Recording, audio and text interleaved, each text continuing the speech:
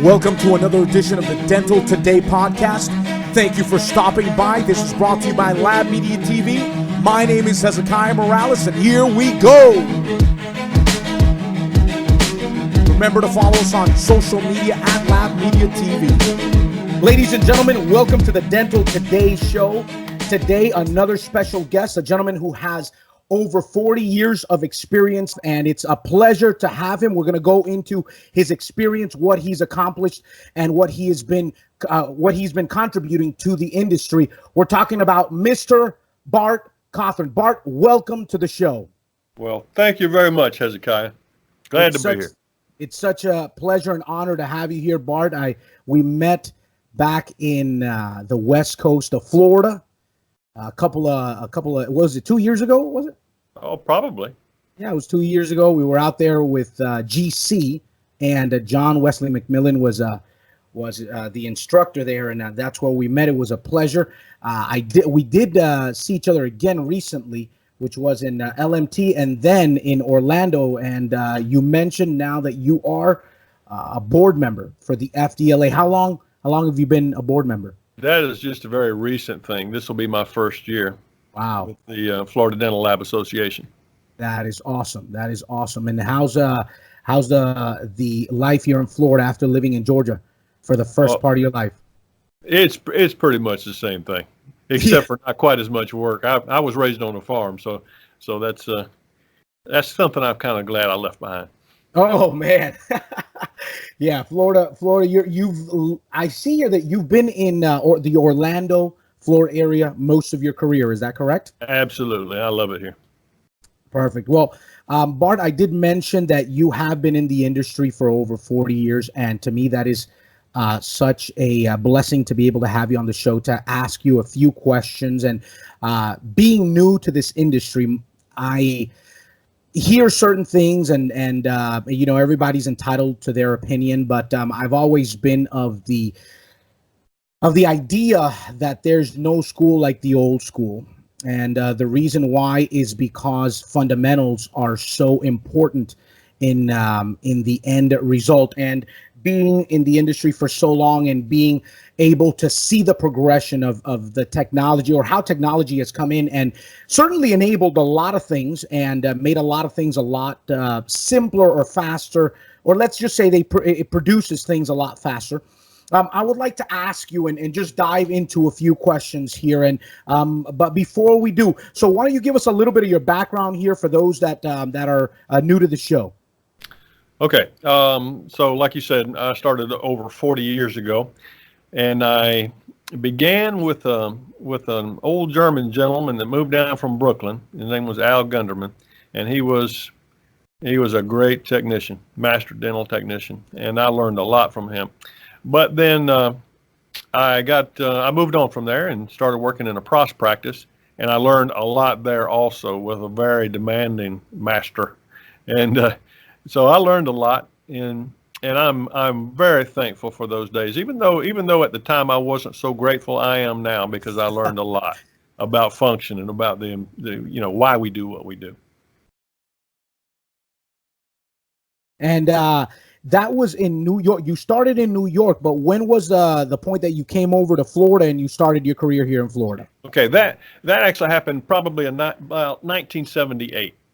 So I worked in that pros practice. Okay. I worked there for a while, and it was a matter of articulating and making custom incisal guide playing tables and whatnot. So I did all that. And then I learned enough to where I could do a little bit of porcelain work. But during that time, I really learned function. I learned occlusion. This guy that I worked for, he was a big advocate of Pete Dawson's occlusal theory. And so that's the way I learned about lingualized occlusion. And I follow that today. I mean, it's just so much less problems when I do it that way. And I went out on my own after a while. Because I learned to build a little bit of porcelain and I could wax and I could get by. So I did that for another 28 years. I owned the laboratory for 28 years. And it was We all are of different personalities. There are some guys who are artists. There are some guys who are mechanics. There are some guys who are businessmen. I was more of a mechanic. I could make things work, and I started gaining enough experience that my work was passable. It was decent, the porcelain work. I mean, but there's much greater. There's artists out there who are just do beautiful work. My work is it's in there. I mean, it's I've had accolades and people said it was good. So I'm more concerned though about function than anything, because it doesn't matter what it looks like. If it doesn't function, it's just another piece of garbage. You throw it away, start over again. So that's my theory about that. That's my understanding of how it should be. So I did that for many, many years, and being a kind of a control guy, I had to do everything myself. During those years, I didn't think anybody could do it as well as I did. So I ended up working, 14, 16-hour days. And that got to be real old because I was married and I had children, small children, and my wife was sick of it. I was sick of it, and the kids were sick of me. It was just a bad situation. So eventually, I decided that I was getting out of this business, and I was going to go back to school, and I was going to change careers completely. Wow. Yeah. So and I'm not the first guy that's happened to. A lot of the old technicians, you talk to them, and they've all had that moment when they had to make a decision whether they're going to stay in or get out. Pretty much for the same reason. Yes. And we start working like that, that many hours, and then we start thinking, well, nobody works like I do, and we start feeling sorry for ourselves, and so we have the worst situation in the world, and then we start, some have started self-destructive behavior, because they felt so bad and they wanted to make their life at least feel better temporarily. So those were issues that had popped up in my life, and they needed addressing. So I was bound and determined to change things for the better and do it right now. Wow. Yeah. So anyway, I was going back. I was actually attending classes in a local college here in Orlando, and I needed a little bit of additional income. So I started to work for Winter Springs Dental Laboratory, Jay Black at Winter Springs Dental Lab. And this was, excuse my interjection here, but this was around the mid 2000s. Is that correct? Yes. Okay. Absolutely. Yeah, because, I look back on it now and the time has flown. I've been here for almost 15 years. Wow. It's crazy. But it started out that it was right at the same time that he had decided to change from doing everything analog to he still haven't achieved it yet, but he's trying to do everything digitally.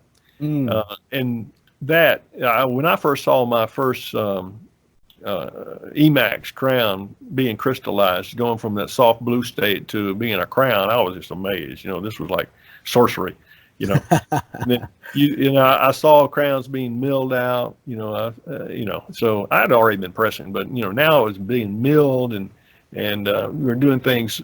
So the technology is what really attracted me, and I really it sort of reignited my passion for this whole business again, because I could see where it was going, because materials were just amazing, and I only could see them getting better all the time. Oh, for sure. So in your what I'm listening here is Mr. Bart Cothran has always had a passion for the dental technician bench. However, the leading of a lab is certainly something that weighed down on you quite a bit. But when you had the opportunity to put your mind aside for a little bit, focus on a little bit of re-education, but the door opened for you to do something where you were mostly focused on the result rather than having the whole operation be successful. That's where you were able to breathe again and the passion reignite. Is that it? Absolutely. I couldn't have put it in better words myself, Hezekiah. Everything in life, the thing I have learned since then is that everything in life requires balance. You have to have, like we have now, like we come to work, we have breakfast, we come to work, we have lunch, and we work, and we see good work for our efforts.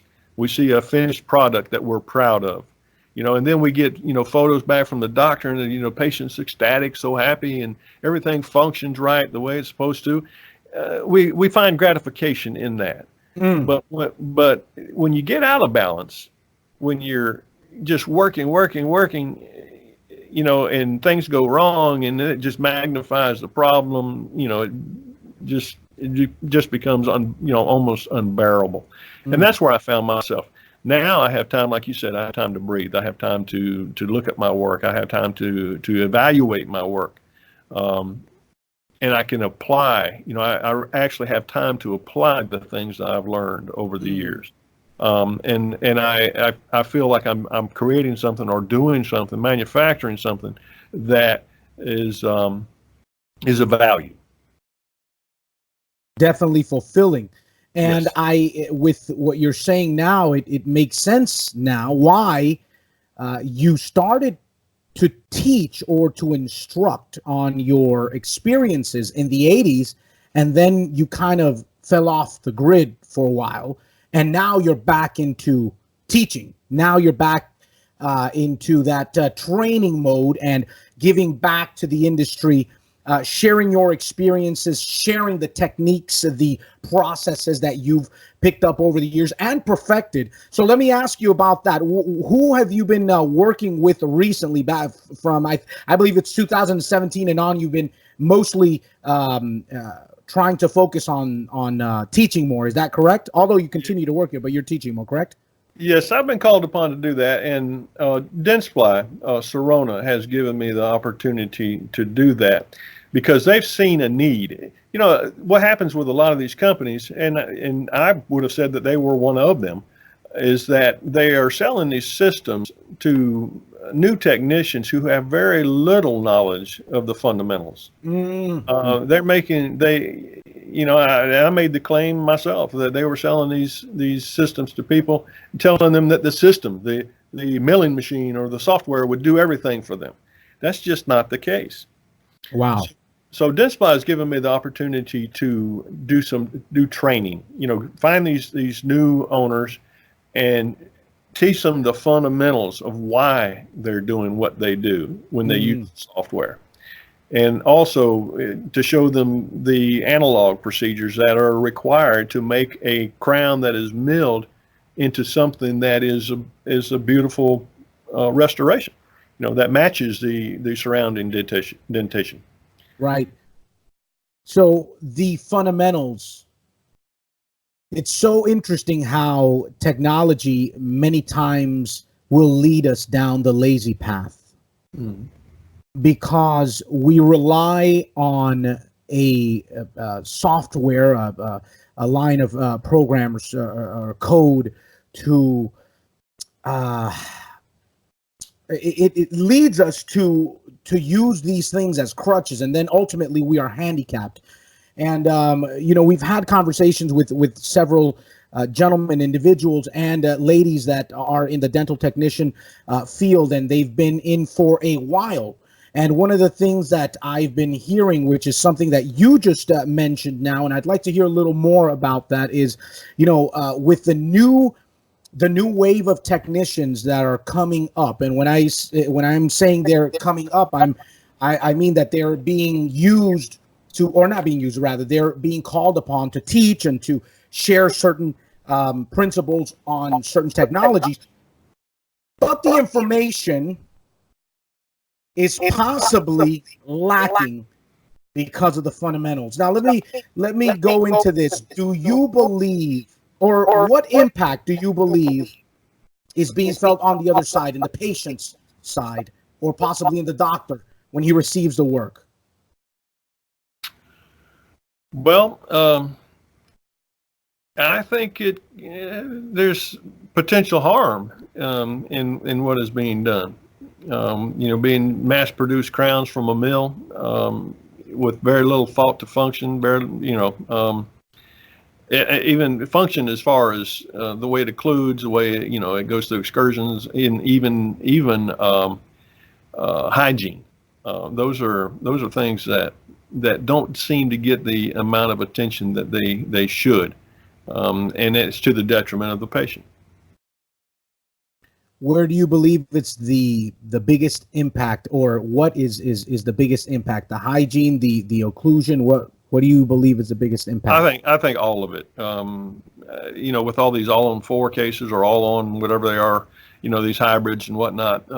If they're not constructed with hygiene as being like the foremost thought in the whole process, they're going to fail, and they're fail in the sense that they are not hygienic. They can cause a lot of problems intraorally. So that's just something they're being produced, and and as technicians, as ceramists, a lot of times we take these, especially the ones that we're putting composite on, or we're doing pink porcelain. We love detail, and we put a lot of extra there. We put so much detail into it, and concavities and whatnot, that a lot of times they become bacteria traps. Wow. There's a reason why the denture technicians made a smooth denture. Right. And that's so that it wouldn't trap bacteria. Right. They were easily cleansable. And we create a lot of problems with our artistic license sometimes.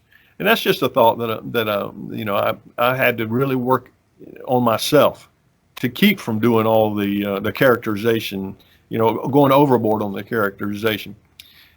So that I don't have that problem, because I love it, man. I love to put all sorts of ligaments and and everything in there, and really open up, where the gingival third of the crown goes into integrates into the soft tissue. I mean, I really love to open all that up and make it look natural. But see, the thing is that it is not natural. Well, there are some cases where you can get in and floss between the teeth there, when you do individual crowns on one of these cases. But a lot of times it's just one piece. You can't floss in there. So you create a lot of problems that way. So in other words, many times the aesthetics can take priority over function, the function, and even the health of the patient. Absolutely. Very, very interesting. Don't get me wrong. I love it, man. I love being able to characterize the gingival anatomy in some of those cases. The end results are just amazing.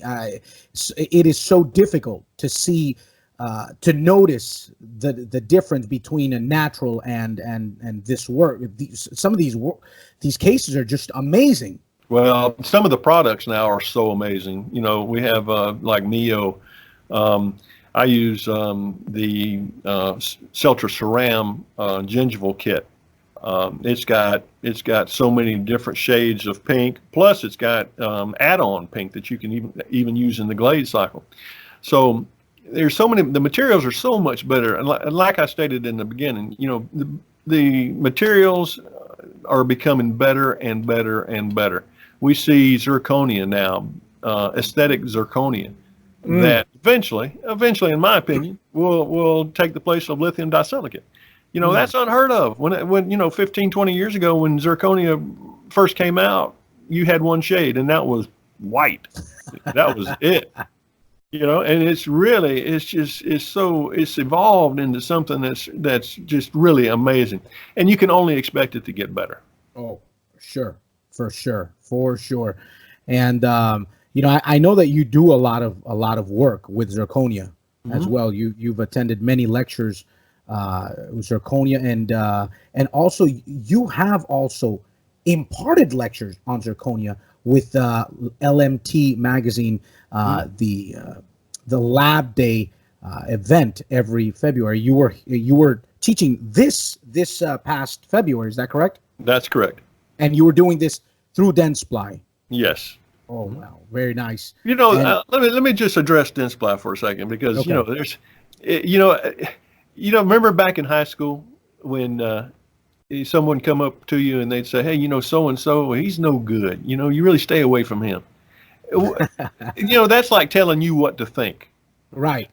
But you go and meet this fella, and you get along great with him. He treats you great. So which makes more sense, to go by the experience of someone else or go by your own experience? Your own experience always. Absolutely. Okay, so we hear so much negative stuff about different companies and whatnot. My experience with Dentsply Sirona has been great. They treat me with respect, and they ask my opinion, about what do we need to do to better educate these new users. So that's what I'm involved in. I was doing back in Chicago. I did 2 4-hour hands-on Celtra Ceram courses. Wow. To help them to be able to characterize the crowns and to make them match, or give them just to make them a lot prettier than what they would get if they just milled and glazed. Wow. And this was a full day, or it was two parts or 2 separate courses? It was two separate courses. Oh wow! But you were in there from 8 to 12, and then from 1 to 5. Yeah, and they were both full.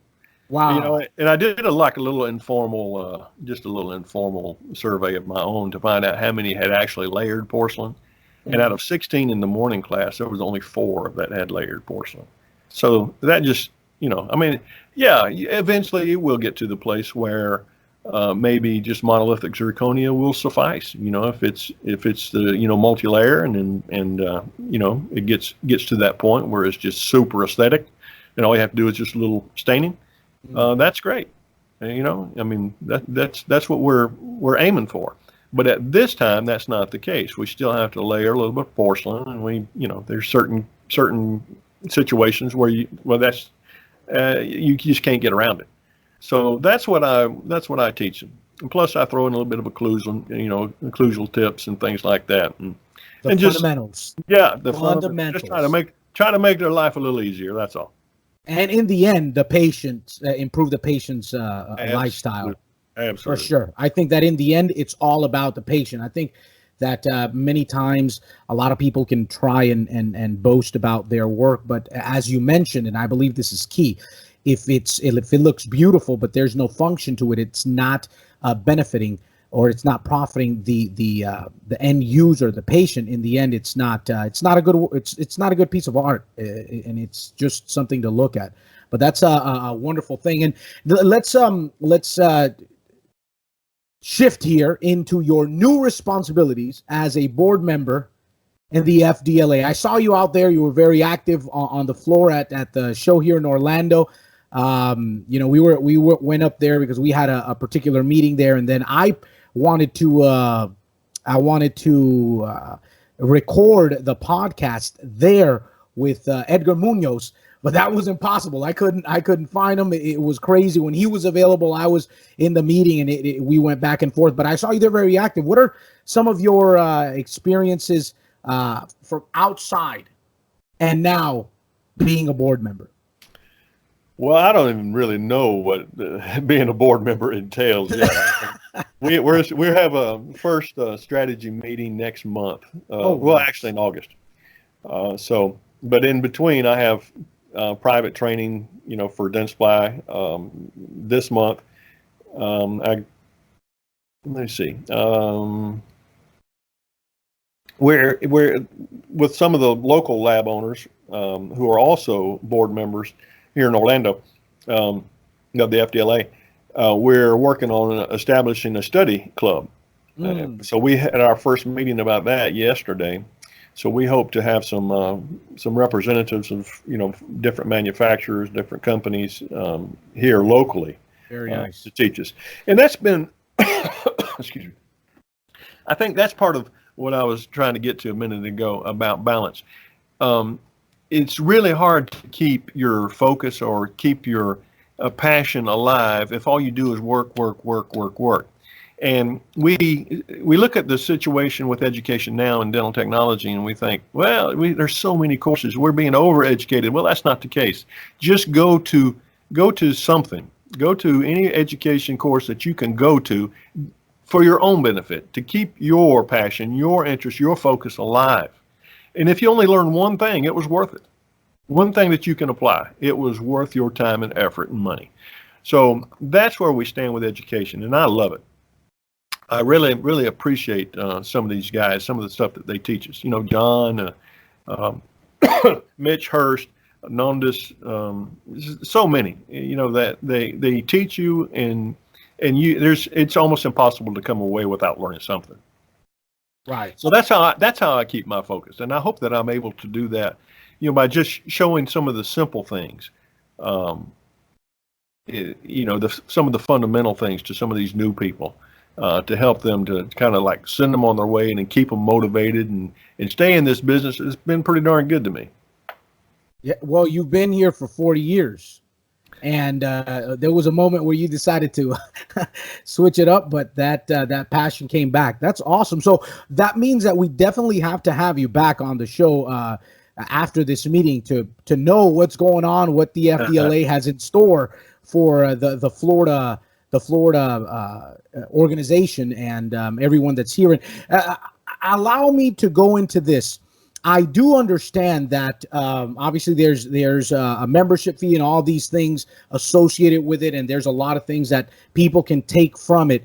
But why do you think that there are a lot of technicians that aren't or haven't taken advantage of these types of organizations in the past? I know that there's a little more engagement now, but in the past there wasn't. What do you think was that wall that was built there? You know, that's an excellent question, because you know it's hard to say one thing. You know, I don't know, and that's the reason that I got involved, because I want to find out the answer to that very question. I don't know if it's the Florida Dental Lab Association, and I'm just speaking for our group. I don't know about the other states. I don't know if we are pursuing, you know, if we're really presenting it in the way that it needs to the individual technicians in the lab, not the lab owner, but to the technicians. We need to push the CDT, you know, the importance of becoming a certified dental technician.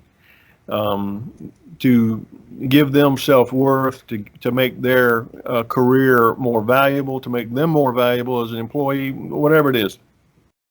We need to push that, and also offer the Florida Dental Lab Association, the Southern States Symposium and Expo, need to push that as the means of one-stop shopping. You can get all your CE credit right there that day, you know, in those days, those 2 days. We need to present that. We need to go to the individual labs, talk to the lab owners, and show them the value of being Florida Lab Associate members. And it's more. It's going to take, in my opinion, it takes more of a get out there on the, you know, go door to door and show them that value. Right. Don't just advertise. You know, that's important. But it doesn't really get across. You need the one-to-one, you know, to present the value, show them how it's affected your life, how it's made your life better, and show them the value of that in their employees and themselves. So, again, the question, why don't they take more advantage of it? That's what I plan to find out. You know, very good. It's a good question. Yeah, and that's a conversation that we'd had with a buddy a couple of months ago. He was saying, you know, these shows are good shows. They're good symposiums, and they're a good event. But so many more people could take advantage of what's going on here. Well, I think, like for us, like having your company, MPF, you know, U.S. Dental Depot, having a booth there. We want to find out how to attract major vendors. You know, and we want those vendors to have like hands-on courses there where somebody can look over their shoulder and watch them work, like you do in Chicago. Your company does in Chicago, and they're having so many different great technicians to show their materials and their supplies and whatnot. So that's the thing that we have to do. We have to have whatever attracts more people. You know, that. It's not just walking around looking at burrs and you know equipment, and that just doesn't do it. You know, you've got to show them something. You've got to attract people, and I think that having more vendors and having the the hands-on demonstrations and things like that. I think that might be something that we need to work on. Like adding more value. Yes. Adding more value to the situation rather than just presenting products that you could purchase when they're already purchasing them online and they can see the catalogs online. Exactly. Show them how to use those things. Have somebody who knows what they're doing show them how to use it. Absolutely. That's certainly something that we hope that can come to pass, right? I do believe that, I work for U.S. Dental Depot, and I am in business development and marketing and sales. Sometimes I don't know what I do there, but but I do a few things that are related to these three topics here. But certainly when we were out there in Chicago, we're there every year. We do definitely receive the feedback of people. Listen, man, that clinic, amazing. I learned this. I learned that. I didn't know that this could be used for this, and things that may seem pretty elemental. But as you mentioned before, and this was something that really stuck to me. Sometimes we can get so wrapped up in our day-to-day routine that we can't find the time for the balance. And the other balance is we have to continually grow. Other than if we don't, then we become stagnant. As stagnation begins to set in as professionals, as people. And I believe that sometimes that's one of the frustrations that dental technicians face, especially dental technicians that own their own laboratory. And I believe that that's what you experienced, and that's why you wanted out of the industry altogether. Which obviously that's not really what your soul wanted, but you thought that that's what it was. So I believe that would definitely be something great. And I know that, again, Edgar, we had a conversation with Edgar. He was on the podcast a month ago. I spoke to you about him being on the podcast, and he did mention that he had a phenomenal experience here, and it was great feedback from the people that were around watching. I also saw that there was a company there that had another lecture, BM Dent or something like that. I just walked by really briefly. But they had something set up there, and people were there, and they sat there for a little over an hour, which was awesome, and there was interaction there, and I think that that's what you want to see more in more in these shows. That's awesome. Bart, we want to be able to continue to follow you. Where do we follow you? Instagram, Facebook, LinkedIn. Facebook. What's your tag? I don't know what that even is. Just my name. So it's going to be Bart Cothran. That's it. And that's follow all I you know there. Anyway. This is my first experience with doing this. Podcast. Well, we want to thank you, Bart, for taking the time. We know you're very busy, especially now your wife. We've been praying, keeping your wife in our prayers, and we hope her recuperation is certainly very successful, and she's back on her feet again. And I know that you had to take some time off to do this. We really appreciate this, Bart. We appreciate you giving that back to the industry with your experiences and your opinions. Thank you so much for having me. Bart, we hope to see you soon. Thank you so much. Till the next time. Okay.